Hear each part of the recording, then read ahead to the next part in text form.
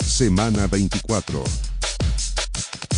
Retomamos la conversación, tenemos muchas ganas de hablar y conversar junto a Juan Carlos de la Hiera, decano de la Facultad de Ingeniería de la Universidad Católica, respecto a un estudio que tiene que ver mucho con nuestra realidad, ¿no? No somos muy afectos a catástrofes naturales, principalmente sismos, el territorio así lo indica, y cómo funcionan también y cómo responden los servicios básicos es algo que todavía está al debe, ¿no? Por la dependencia que tienen muchas veces los servicios entre regiones. Puntualmente a eso apunta este estudio, a poder identificar cuáles son los puntos críticos de aquello. Exactamente. Bueno, buenos días, muchas gracias por la invitación.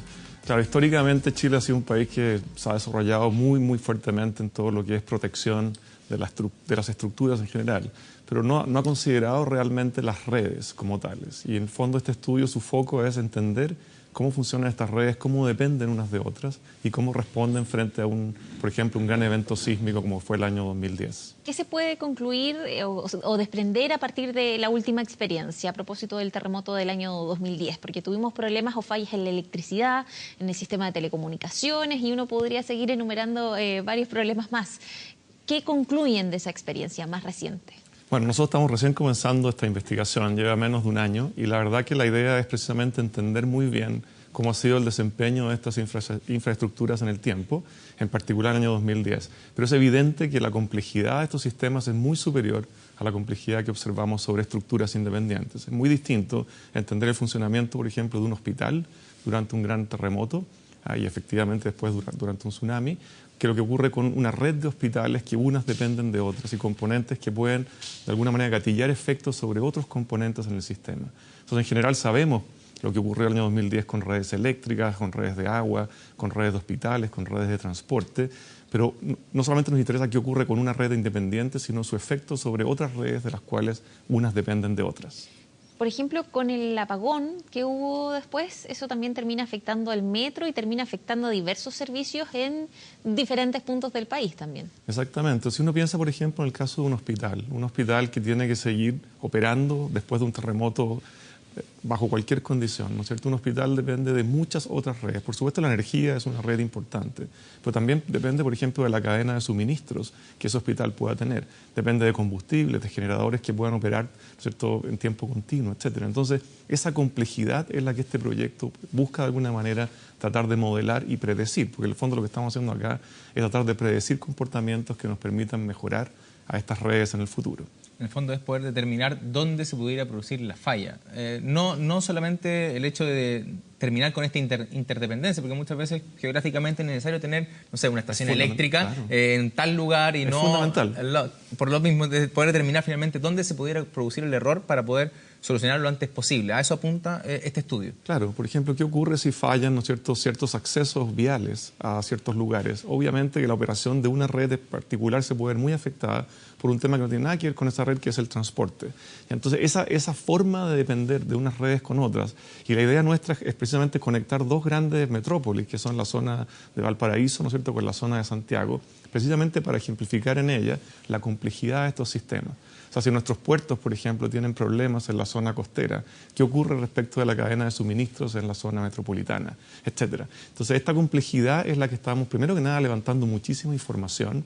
Por eso que todavía no tenemos conclusiones, estamos recién comenzando este estudio, pero a partir de información queremos luego modelar y después someter todo nuestro conocimiento, que es bastante profundo, en lo que es la generación de terremotos, tsunamis, distintos eventos, para ver cómo responden estas redes frente a estas solicitaciones. En la semana, un evento mucho menor, nada comparable con un sismo ni mucho menos, pero un incendio en el interior del túnel Zapata complicó esta conexión vial que existe entre la región metropolitana y la región de Valparaíso, porque la cuesta no es lo mismo en términos viales y también hay otro tipo de cosas que no pueden avanzar por la cuesta, lo cual generó este problema, digamos, que no solamente afectó a los automovilistas que iban a pasar por ahí, sino que mucho más de aquello. Es buenísimo el ejemplo, porque en realidad, ¿no es cierto?, se produce este incendio, hay un daño con el recubrimiento del túnel, empieza un montón de operaciones. Hay un problema físico con el túnel que hay que revisar para que sea seguro atravesarlo, pero las consecuencias que ese efecto genera en cascada sobre otros sistemas es precisamente el foco de este estudio. El mismo ministro, por ejemplo, mencionaba esta semana, cuando yo lo escuché en la radio, que hablaba, ¿no es cierto?, de qué pasa, ¿no es cierto?, por ejemplo, en el caso de los aeropuertos. Claro, una cosa es que falla el aeropuerto, pero todo lo que depende de la operación de ese aeropuerto es fundamental. Esa precisamente es la idea del proyecto. ¿Cuánto tiempo va a durar este estudio y con qué recursos están trabajando también? ¿Y cuáles son las posibilidades de llevar a políticas públicas las conclusiones de este estudio, de llevarlo a que se materialice de alguna forma? Bueno, este es un proyecto que financia CONICYT, es un proyecto Fondesit que dura 4 años y que estamos, ¿no es cierto?, en cada uno de estos años buscando distintas componentes, estudiando distintas componentes de este proyecto. Esto tiene que resultar, la investigación es fundamental que pueda ser transferida a política pública y a aspectos que sean útiles a la comunidad. Es la única forma que los chilenos puedan entender cómo sus impuestos que pagan la investigación que muchos de nosotros realizamos tienen un sentido para mejorar la calidad de vida de las personas. Ahora, a simple vista, a propósito del accidente del túnel del Zapata, ¿hay vulnerabilidad en tanta interconexión? O cuando pensamos en que hay prácticamente una sola vía para conectar dos regiones que reúnen a más del 50% de la población, ¿han detectado a simple vista mucha vulnerabilidad a propósito de episodios específicos como el de esta semana o grandes desastres de la naturaleza como fue el terremoto del 2010? Bueno, en general hay. O sea, y la verdad que muchas veces no es evidente dónde está, pero que hay vulnerabilidades, ¿cierto?, y fragilidades distintas en los sistemas existen. Ahora, un aspecto que es bastante complejo es que a medida que las ciudades y las metrópolis van creciendo y se van complejizando, estas vulnerabilidades y estas interdependencias empiezan a crecer. Entonces hay efectos que muchas veces no son totalmente inesperados. Por ejemplo, para el tema de la red de salud, uno dice, bueno, ¿cuán importante es la parte eléctrica? ¿Cuán importante es el suministro de agua? Y sabemos, por ejemplo, que para la red de salud el suministro de agua es fundamental. ¿Ya? Entonces uno tiene que empezar a desentrañar cuáles son realmente estas dependencias que son más críticas para los sistemas. Pero hay muchas. ¿Y cómo se podría asegurar o salvaguardar estos sistemas interconectados? Pensando yo en el tema eléctrico puntualmente, el sistema interconectado central, que abarca un territorio de nuestra geografía bastante grande y que una falla en este sistema interconectado puede dejar problemas en diversos lugares y diversos puntos que a veces son difíciles de detectar. Muchas veces, en el caso de la luz, vuelve la luz a un sector de la comuna y después el otro sector todavía está sin luz y así finalmente van fallando porque dependen de distintos puntos, entiendo. Sin duda. Ahora, el tema eléctrico es justo uno de los que estamos trabajando y evidentemente tratando de modelar para el país completo. A pesar de que nos interesa la zona metropolitana y la quinta región, el sistema, el abastecimiento energético de la zona metropolitana y quinta región depende del resto del país. Por lo tanto, tenemos que modelar todo el país para poder realmente ver qué ocurre en esta zona. Entonces, esas complejidades y esas fragilidades pueden ocurrir, ¿no es cierto?, en aspectos de transmisión, evidentemente, subestaciones, los mismos, ¿no es cierto?, cableados que existen, pero también pueden ocurrir a nivel de distribución, que es bastante más complejo. En comunas, en lugares, por ejemplo, donde aspectos geotécnicos pueden ser, ¿no es cierto?, negativos y pueden tener respuestas muy distintas, ¿no es cierto?, ciertos sistemas en distintas condiciones. Ahora, sabemos que están recogiendo información, están en pleno proceso de investigación, pero saber si van a considerar la experiencia internacional o políticas comparadas, porque, no sé, pensábamos fuera de cámara, por ejemplo, el caso de Japón, que es un país que parece estar muy preparado para eventos de este tipo. No sé si van a considerar a lo mejor ejemplos internacionales. Sin duda, sin duda. De hecho, un caso muy interesante del caso de Fukushima, lo que ocurre en Japón, ¿cierto?, en el terremoto en el 2011. O sea, la falla de la planta nuclear de Fukushima ocurre exclusivamente porque se inunda una zona de las bombas que suponía que eran las que generaban la refrigeración del reactor nuclear. Algo completamente distinto a lo que la gente probablemente se imaginó que podría ser una vulnerabilidad de una planta nuclear. Si esas bombas no podían funcionar, no se enfriaban los reactores se sobrecalentaban y se produce la explosión nuclear. Entonces, a pesar de que tenemos países tan desarrollados como Japón, nos damos cuenta que estas vulnerabilidades muchas veces están muy, muy escondidas. Y en ese caso fue el tsunami, ¿no es cierto?, el que produce la inundación y finalmente produce la falla del reactor.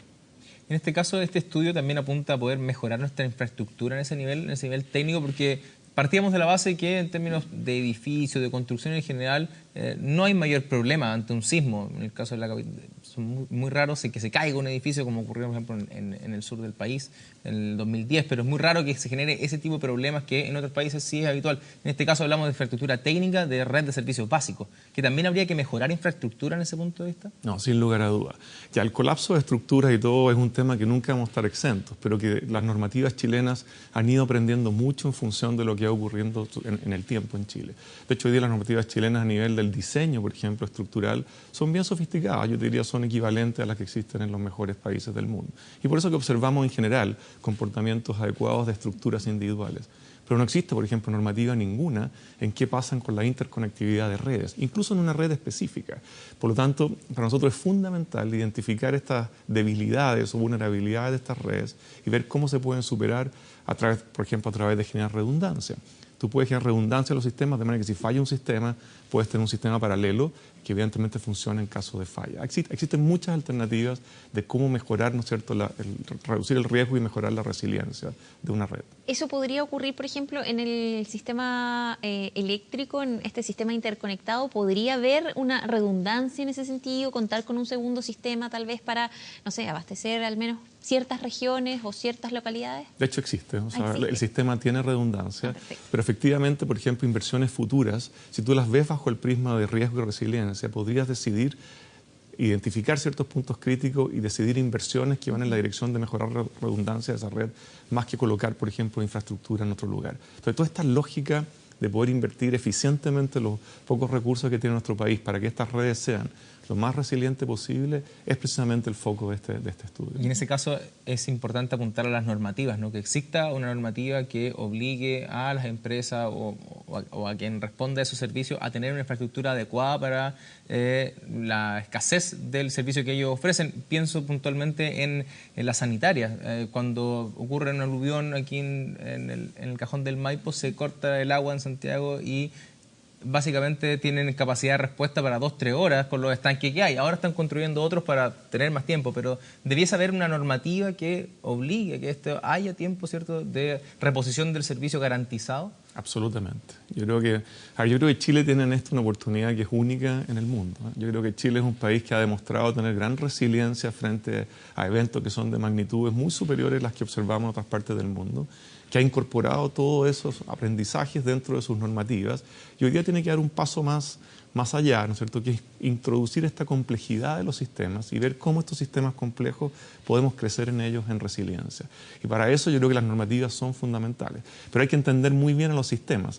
O sea, hoy día no es tan fácil, porque de hecho la información es escasa, de cómo funcionan todos estos sistemas en el país. Entonces lo que busca esta investigación es precisamente meterse a fondo en eso. Primero entenderlos muy bien, saber cómo funcionan, modelarlos y luego predecir qué puede ocurrir con ellos y en función de eso, ¿no es cierto?, definir cuáles son las políticas para realmente generar inversión que aumente resiliencia en estos sistemas.